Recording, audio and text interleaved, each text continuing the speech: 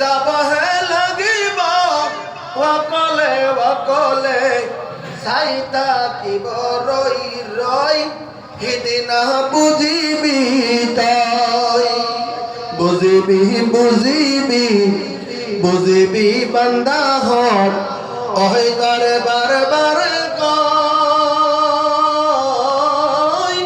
যেদিনা নিদারুন হিদিনা নিদারুন হিদিনা বুঝিবি তই ও বান্দাহত হিদিনা বুঝিবি তই।